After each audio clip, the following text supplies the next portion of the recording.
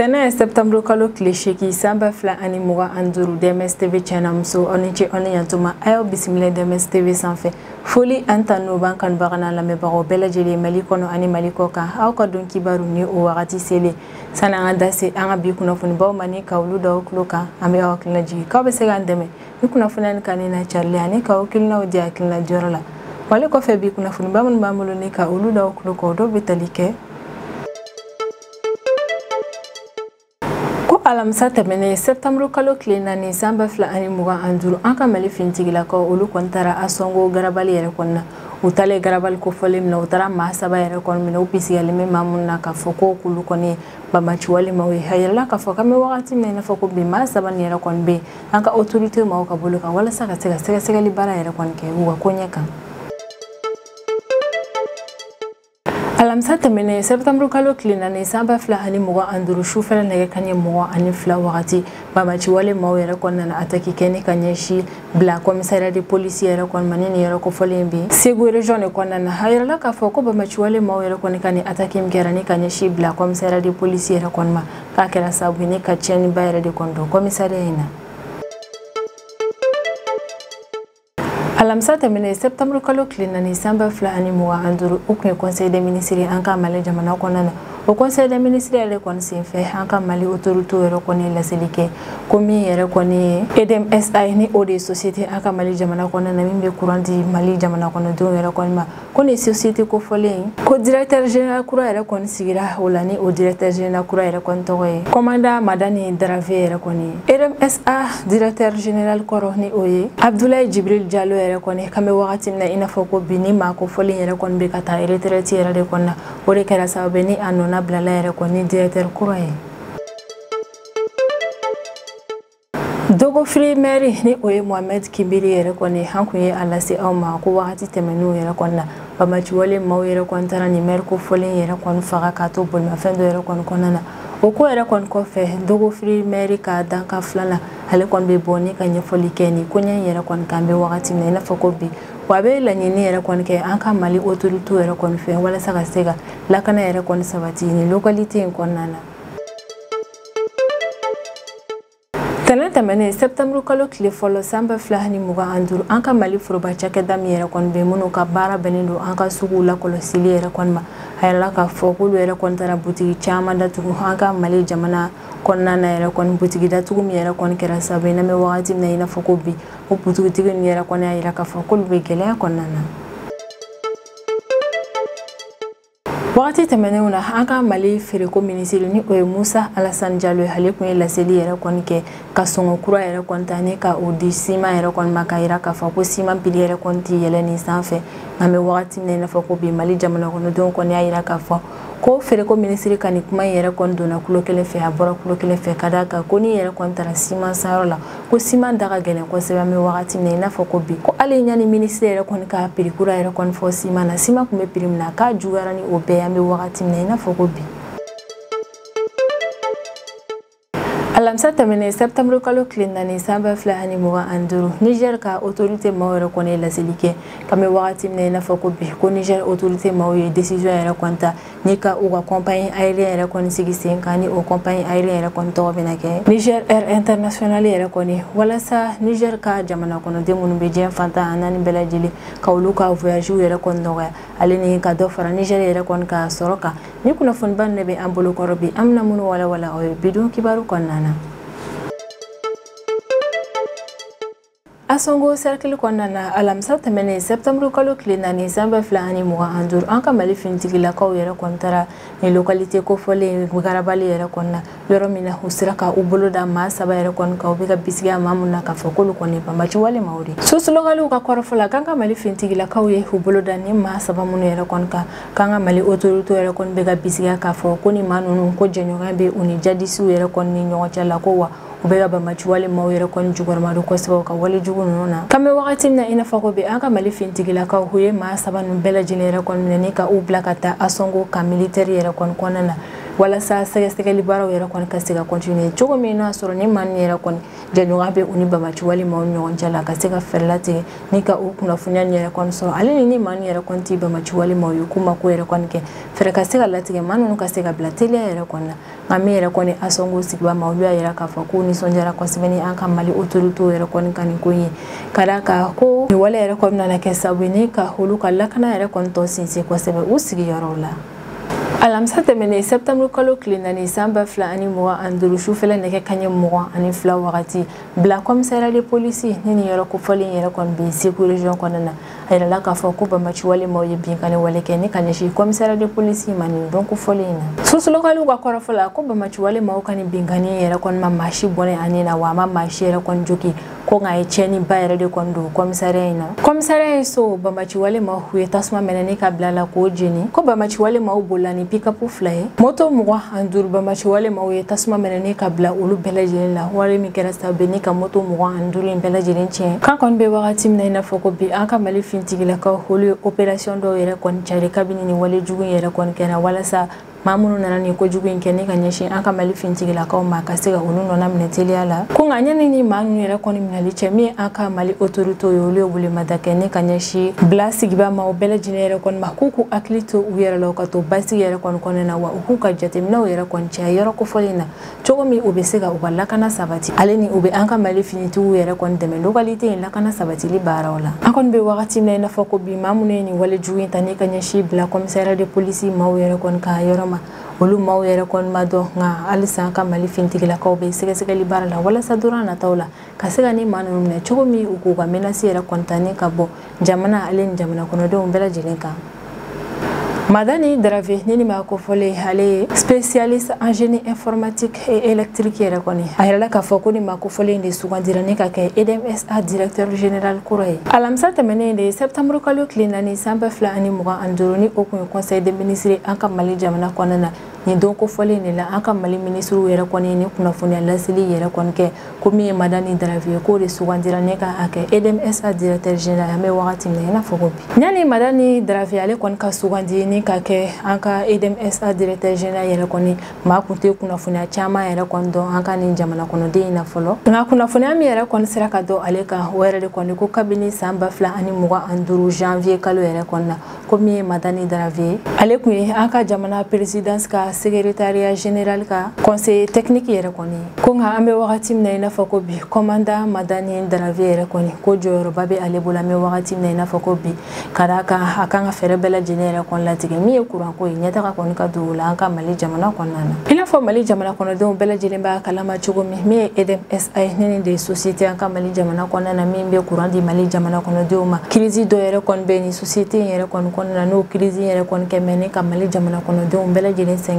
o lahalaya yɛrɛ de kɔni kɔnɔna na min ye commandant Madani Dravé yɛrɛ kɔni kabini san 2020 fo ka na se san 2025 yɛrɛ kɔni ma ale bɛ kɛ EDMSA directeur général duurunan de ye Madani Dravé bɛ Abdoulaye Djibril Diallo yɛrɛ de kɔni nɔna bila ni san 2023 septembre kalo wagati min ye Abdoulaye Djibril Diallo ale de sugandira ni ka kɛ EDMSA directeur général yɛrɛ kɔni wa wagati yɛrɛ kɔni y'a sɔrɔ EDMSA crise yɛrɛ kɔni kun ka jugu kosɛbɛ a yirala k'a fɔ ko wagati yɛrɛ kɔni na kurantigɛ kun ka ca an ka Mali jamana kɔnɔna na an ka jamana zone dɔw maaw yɛrɛ kɔni kun bɛ se ka heure 20 kɛ ka sɔrɔ courant yɛrɛ kɔni kun tɛ u ka yɔrɔw la yani Abdoulaye Djibril Diallo yɛrɛ kɔni fɛnɛ kun ka kɛ EDMSA directeur général yɛrɛ kɔni maa wɛrɛw kun bɛ ale nɔ la ni o dɔw ye Boubacar Keita Umaru Baru Jara Kuresi Konare a yirala k'a fɔ ko ni maa ninnu bɛɛ yɛrɛ kɔni EDMSA directeur général yɛrɛ kɔni kɛ yani Abdoulaye Djibril Diallo yɛrɛ kɔni ka na EDMSA directeur général la an kɔni bɛ wagati min na i n'a fɔ ko bi ni y'a kalo 2 yɛrɛ kɔni an ka Mali jamana yɛrɛ kɔni kɔnɔna na courant ko ka fusa kosɛbɛ ka d'a kan tile yɛrɛ kɔni kɔnɔna na courant bɛ se ka tigɛ heure 5 walima heure 6 kuntagala yɛrɛ de kɔni kɔnɔna na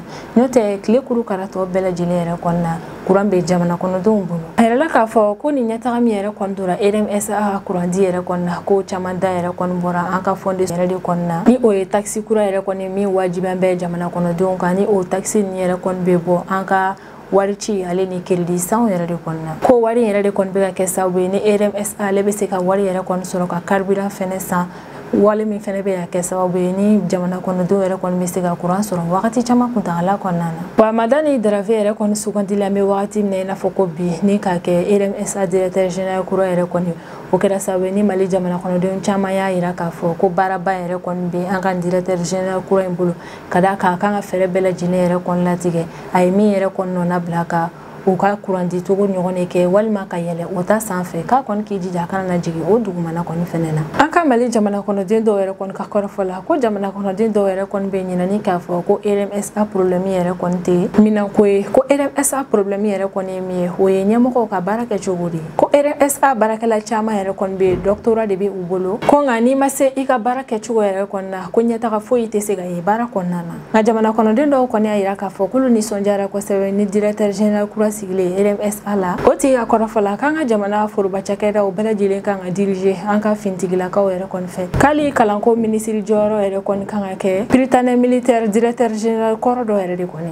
an kɔni bɛ wagati min na i n'a fɔ ko bi Mali jamana kɔnɔdenw bɛɛ lajɛlen yɛrɛ kɔni sigin bɛ ni ka commandant Madani Darafe yɛrɛ de kɔni ka ko kɛcogo yɛrɛ kɔni lajɛ bɛɛ lajɛlen jigi dalen don a kan k'a fɔ fɛnɛ ko ni Madani Darafe ale kɔni mana ni ɲɛtaga yɛrɛ kɔni ye RMSA yɛrɛ kɔni kɔnɔna na ko directeur kɔrɔ yɛrɛ kɔni y'a bila cogo min na k'a tɛna na jigin o dugumana yɛrɛ kɔni na an bɛ wagati min na i n'a fɔ ko bi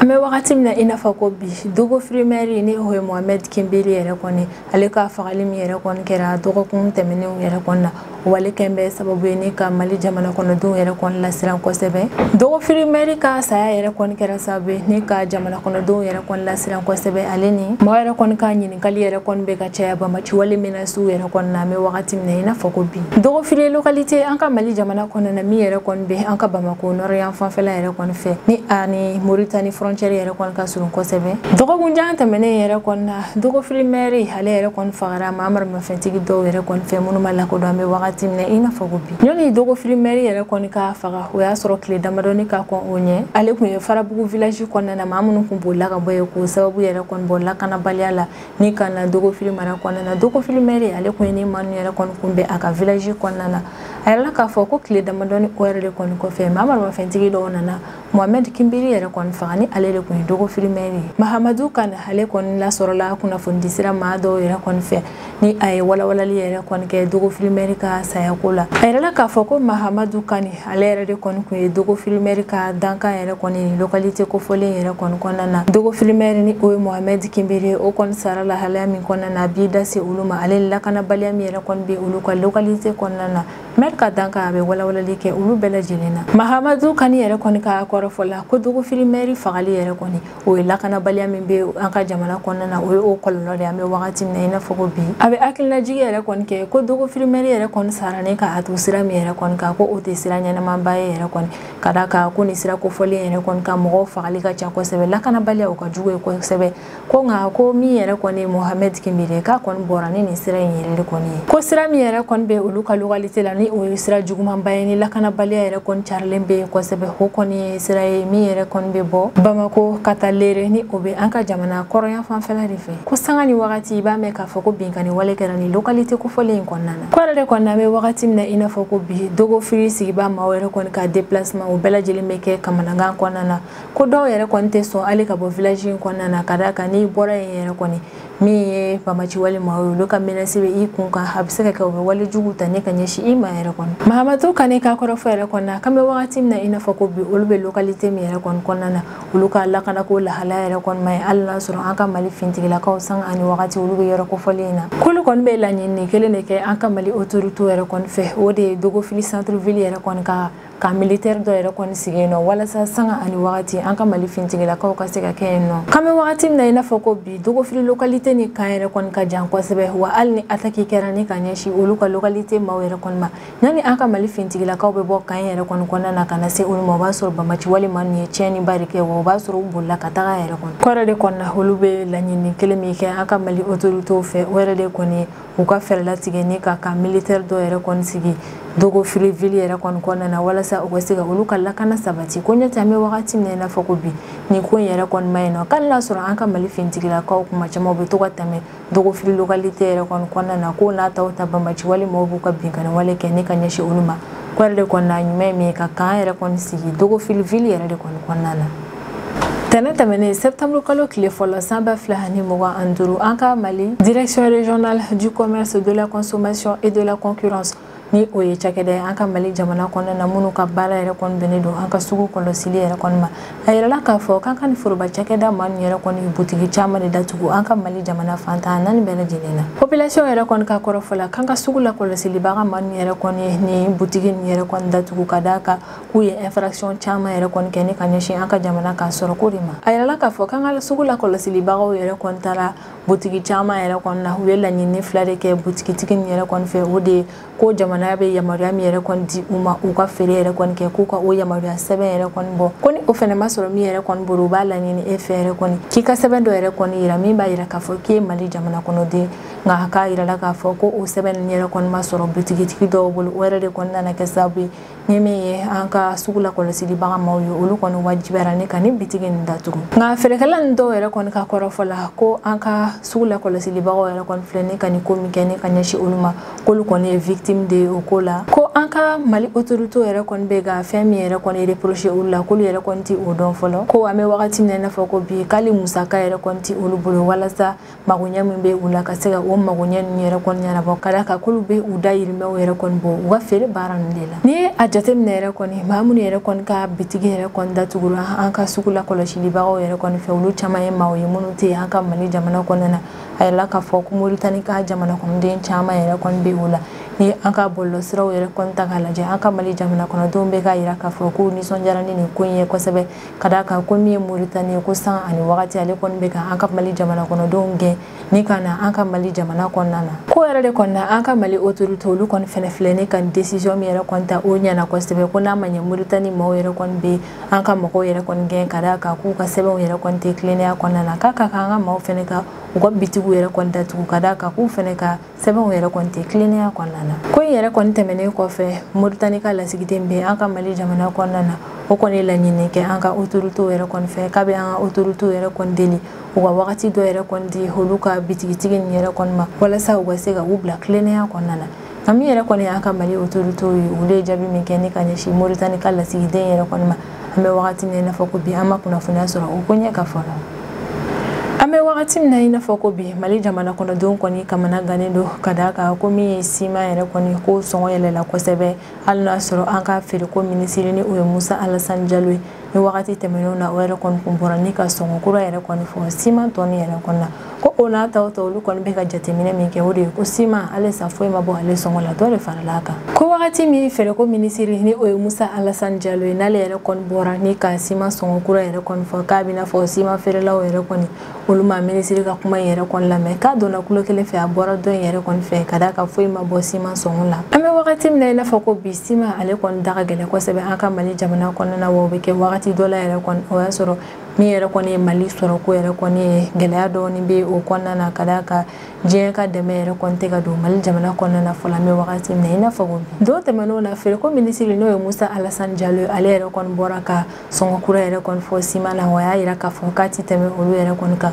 ko nka n'i taara siman san yɔrɔ yɛrɛ kɔni na i b'a ye k'a fɔ ko siman sɔngɔ ale ni minisiri ka déclaration tɛ kelen ye ko siman san yɔrɔ yɛrɛ kɔni na jamana kɔnɔdenw olu bɛ ka continuer ni ka siman yɛrɛ kɔni san da gɛlɛnbaw la ko ɲani minisiri yɛrɛ kɔni kun ka bɔ ni ka siman sɔngɔ yɛrɛ kɔni fɔ siman kun bɛ ka feere wari min yɛrɛ kɔni na k'an bɛ wagati min na i n'a fɔ ko bi kuma dɔw la jamana kɔnɔdenw b'a san ni ka tɛmɛ o sɔngɔ in yɛrɛ kɔni na k'an bɛ wagati min na i n'a fɔ ko bi an ka Bamako kɔnɔna na ni o ye Mali faaba yɛrɛ kɔni ko siman tɔni ale kɔni bɛ négocier 24,000 ale ni 26,000 de ɲɔgɔn cɛ la k'a bɛɛ lajɛlen bɛ dépend siman feere yɔrɔw de la ko ka sɔrɔ wagati tɛmɛnenw yɛrɛ kɔni na minisiri ale ni opérateur économique yɛrɛ kɔni ka kuma ɲɔgɔnya yɛrɛ kɔni kɔfɛ ko minisiri ale kun ye laseli kɛ o wagati yɛrɛ kɔni na ko siman min bɛ dilan an ka Mali jamana yɛrɛ kɔni kɔnɔna na k'o tɔni kana tɛmɛ 22,000 ani 400 kan ko siman min bɛ bɔ jamana wɛrɛw kɔnɔna na ni ka don an ka Mali jamana kɔnɔna na k'o tɔni fɛnɛ tɛ tɛmɛ 23 ani 400 yɛrɛ de kɔni kan ko nka n'i y'a ta k'a lajɛ siman ale sɔngɔ tɛmɛna nin bɛɛ lajɛlen yɛrɛ kɔni kan ka d'a kan siman tɔni o kɔni bɛ négocier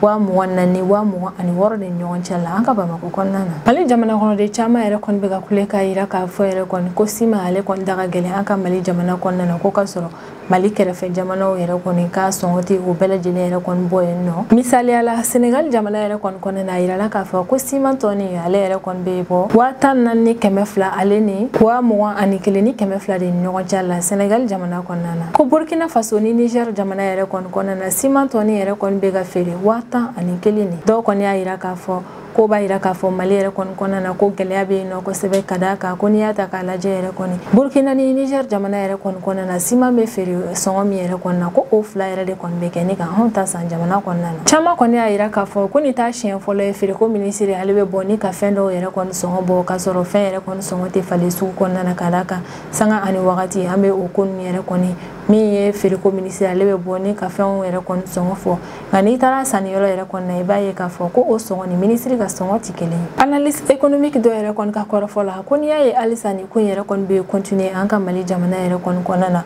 ko da yɛrɛ kɔni bɛ bɔ État yɛrɛ de kɔni yɔrɔ la ka d'a kan ko État yɛrɛ kɔni tɛ contrôle yɛrɛ kɔni boli donni ni a feereliko kan an ka Mali jamana kɔnɔna na ale ni maa minnu yɛrɛ kɔni ma sɔn ni ka fɛn yɛrɛ kɔni feere jamana ka prix yɛrɛ kɔni na ko sanction min kan ka ta olu kama ko État yɛrɛ kɔni tɛ o ko nin kɛ ko yɛrɛ de kɔni o tɛ se ka dabila an ka Mali jamana kɔnɔna na. Mali jamana kɔnɔden caman yɛrɛ kɔni ka kɔrɔfɔ la ko caman farali ciment yɛrɛ kɔni sɔngɔ kan ko kɔni ye dimi juguba de an ka Mali jamana kɔnɔdenw yɛrɛ kɔni bolo kɛrɛnkɛrɛnnenya la minnu yɛrɛ kɔni bɛ sojɔ la an bɛ wagati min na i n'a fɔ ko bi sojɔla dɔ yɛrɛ kɔni ka kɔrɔfɔ la ko du caman yɛrɛ kɔni bɛ olu bɛ u ka so jɔli yɛrɛ kɔni jɔ fɔlɔ an bɛ wagati min na i n'a fɔ ko bi k'an tant que dɔw yɛrɛ kɔni ma bɔ ciment yɛrɛ kɔni sɔngɔ la ko maa caman tɛ sɔn ni ka u ka sow yɛrɛ kɔni jɔ an bɛ wagati min na i n'a fɔ ko bi nin yɔrɔ in na an bɛ welemada kɛ ni ka ɲɛsin an ka Mali autorité yɛrɛ kɔni ma k'a laɲininen don u fɛ u ka fɛɛrɛ bɛɛ lajɛlen yɛrɛ kɔni latigɛ ni an ka autorité olu kɔni ye décision min yɛrɛ kɔni ta décision u ka se ka labato jamana kɔnɔ denw yɛrɛ kɔni fɛ ka d'a kan an b'a ye k'a fɔ kuma caman an ka feereko minisiri olu yɛrɛ kɔni bɛ bɔ ni ka sɔngɔw yɛrɛ kɔni fɔ produit la nka n'i taara o sanyɔrɔ yɛrɛ kɔni na i b'a ye k'a fɔ foyi yɛrɛ kɔni ma bɔ a la. Bari de kɔni na Mali jamana kɔnɔdenw bɛ welemada kɛ ni ka ɲɛsin autorité ma k'u ka fɛɛrɛ latigɛ ni ka dankari nin ko in na walasa ni e maa o maa yɛrɛ kɔni autorité ye sɔngɔ min fɔ fɛn min yɛrɛ kɔni na n'a tɛmɛna o kan sanction ka se ka ta o tigi kama n'o yɛrɛ kɔni kɛra an b'a ye k'a fɔ ni ko sugu nin bɛ dabila an ka Mali jamana kɔnɔna na. Ni ne bɛ dan sigi an ka bidon kibaru la an b'an kanubaga n'an lamɛnbagaw bɛɛ lajɛlen fo Mali kɔnɔ ani Mali kɔ kan an bɛ aw hakili lajigin k'aw bɛ se k'an dɛmɛ ni kunnafoniya ni kanni n'a carili ani k'aw hakilinaw di hakilina diyɔrɔ la wale kɔfɛ an b'a fɔ ɲɛna ko aw k'an bɛn a ɲɔgɔnna wɛrɛ ma.